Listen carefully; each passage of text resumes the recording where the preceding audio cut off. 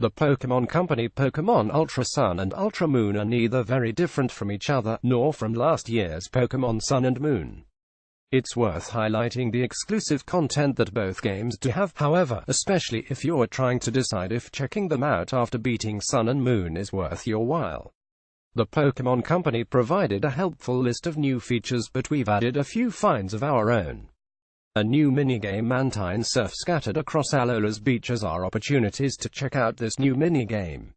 Mantine Surf is what it sounds like. Trainers can grab onto a mantine and surf the waves. Doing special tricks will grant you additional points toward your overall score, as will avoiding other Pokémon hanging out in the waters. Prizes are then awarded based on that score. These are typically battle points, which can be traded for further rewards. Your mileage may vary on this one. I'm not a huge fan of the controls in particular, but surfing is still a decent pastime for anyone looking to get more out of their adventure. A new online mode battle agency in the online multiplayer hub at the Festival Plaza. Players will find an additional battleground among its returning offerings. This is called the Battle Agency, where players can rent Pokémon to try fighting with a new kind of team. These Pokémon are a combination of the Battle Agency's supply and trainers also checking out the Festival Plaza.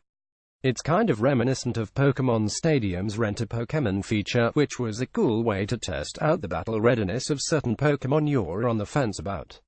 A new trial fairy type. There's an extra island trial to tackle in Ultra Sun and Ultra Moon, and it's both an exciting and infuriating one. After defeating Necrozma during the game's climax, which we'll get to in a second, players are sent to Mina, the laid-back master behind the fairy type challenge. It's both a fetch quest and a test of serious strength, as players have to travel around Alola finding all the other island trial captains for a rematch. Finding them is a total pain in the neck, if you ask me, but the more difficult fights are a decent trade-off. Game Freak. The Pokémon Company and actual gym. The biggest difference between the 7th Gen Pokémon games and the forebearers is probably the lack of traditional gyms. Island trials replace gym leaders, said crystals replace badges. I found this to be a nice change of pace back during Sun and Moon, but for Ultra Sun and Ultra Moon, I found these challenges to already be a little stale. It didn't help that they were almost exactly the same in these games as the previous ones. Thankfully, there's now a gym-style battle arena to take part in. A quartet of trainers battle players as they make their way to a leader. It's a familiar setup with a key difference: these gyms are replayable on a daily basis. Totem stickers. Like everyone who grew up on the Nintendo 64, I'm a sucker for collectathons. That's not to say I love them, but I can't help but take part in them anyway. For anyone else with this compulsion, this pair of games throws totem stickers into the mix. These golden badges decorate buildings all around Alola, and ripping them off will earn players gigantic Pokémon. Yup. It's kind of rad, actually. A legendary Pokémon gets more spotlight. Necrozma was a more subdued presence in Sun and Moon, but the legendary Pokémon plays a larger role in Ultra Sun and Ultra Moon. Expanding Necrozma's role has interesting ramifications for the story, which was always the best part of the 7th Gen games anyway. It features in a climactic fight for trainers toward the end of the game's storyline, and it even appears in a handful of new forms. Legendary monsters Solgaleo and Lunala even fuse with Necrozma and gain new looks and abilities in the process. Game Freak. The Pokémon Company. An expanded post-game, and fighting familiar villains. It's not just a menacing Pokémon who returns.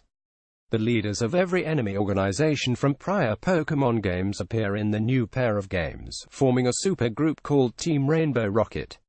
Why it took this long to do this is beyond me, but it's arguably one of the most rad throwbacks for nostalgic fans in these upgraded versions. Players won't encounter them after they've defeated the Elite Four, at which point Team Rainbow Rocket plays a major role in the post-game. They even have their own castle where players will fight a gauntlet of foes. More Pokémon to catch. I covered this in our story on the differences between each version, but to recap, Ultra Sun and Ultra Moon allow players to catch every legendary Pokémon between them. Which ones are accessible depends on which game players own, but that's what trading is for. There are also a smattering of new Ultra Beasts and an exclusive mythical monster to collect as well. Many of these are accessible by traveling through wormholes. Yeah, these games get kind of weird. If this sounds like enough new content for you, then have at it. For more on my thoughts on whether these games make it worth heading back to Alola, read my impressions.